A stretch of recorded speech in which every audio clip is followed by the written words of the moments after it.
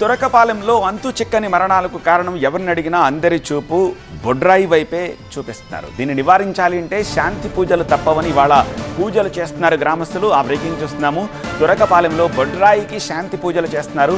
కుల మతాలకు అతీతంగా పూజలకు నిర్ణయం తీసుకున్నారు. బొడ్రాయిపై తలో బిందే నీళ్లు పోస్తున్నారు గ్రామస్తులు. గ్రామంలో భయాందోళనలు తొలగించే ప్రయత్నాలు జరుగుతున్నాయి. బొడ్రాయికి నీళ్లు పోస్తే శాంతి కలుగుతుందని నమ్ముతున్నారు. ఇప్పటికే ప్రభుత్వ కార్యక్రమాలతోటి భయాందోళనలు తొలగాయి.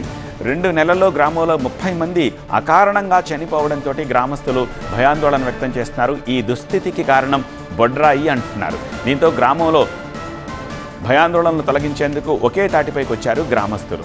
కుల మతాలకు అతీతంగా పూజలు చేస్తున్నారు. బొడ్రాయిపై తలో బిందే నీళ్లు పోస్తున్నారు. ఇలా చేస్తే శాంతి కలుగుతుందని నమ్ముతున్నారు. గ్రామంలో జరుగుతున్న బొడ్రాయి పూజలకు సంబంధించిన పూర్తి వివరాలు తురకపాలెం నుంచి మా స్పెషల్ కరెస్పాండెంట్ నాగరాజ్ అందిస్తారు.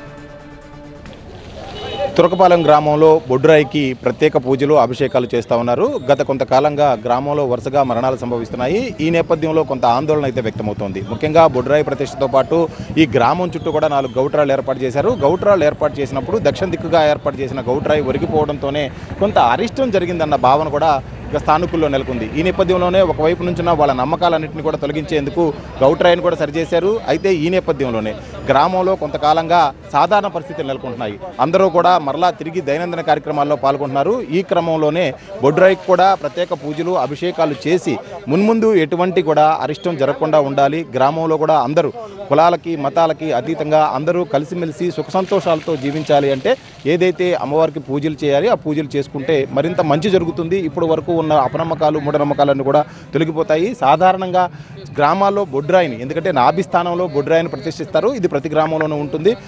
నాభిస్థానంలో ప్రతిష్ఠించిన బొడ్రాయి ముఖ్యంగా గ్రామం యొక్క సుఖశాంతులతోనూ సిరి సంపదలతోనూ వర్ధిల్లాలి అని చెప్పేసి ఉద్దేశంతోనే ఈ విధంగా పూజలు కూడా చేస్తూ ఉంటారు. ప్రస్తుతం మనతో పాటు స్థానికులు కూడా ఉన్నారు.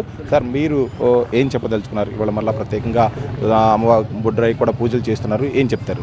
అమ్మవారి బొడ్రాయి పూజలు చేయడానికి కారణం మాకు దాదాపు గత 4 నెలల బట్టి 3-4 నెలల బట్టి ఊళ్ళో సంభవిస్తున్న మరణాలు, ఆ మరణాల నిమిత్తం అర్థం కాక 2-3 నెలలు కొట్టుమిట్టలు ఆడాము. ఆ తర్వాత కొద్దిమంది మా పల్లెల ఎస్సీ కాలనీ వాళ్ళు కావచ్చు, ఓసీలు కావచ్చు, వీరందరూ కూడా వేరే వేరే చోట్ల పోయి సిద్ధాంతాలను అడగ్గా వాళ్ళు చెప్పింది మామూలుగా సంగతయ్య పూజలు చేసి తగ్గిద్ది అని చెప్పన్న కారణంతో డౌట్ రాయి ఒకటి కొంచెం బెండ్ ఉందని చెప్పని ఆ డౌట్ రాయిని సరి చేయడం జరిగింది. ఆ డౌట్ రాయి సరి చేసిన తర్వాత 1 రోజులు చేసుకుందామని చెప్పి అనుకున్నాము.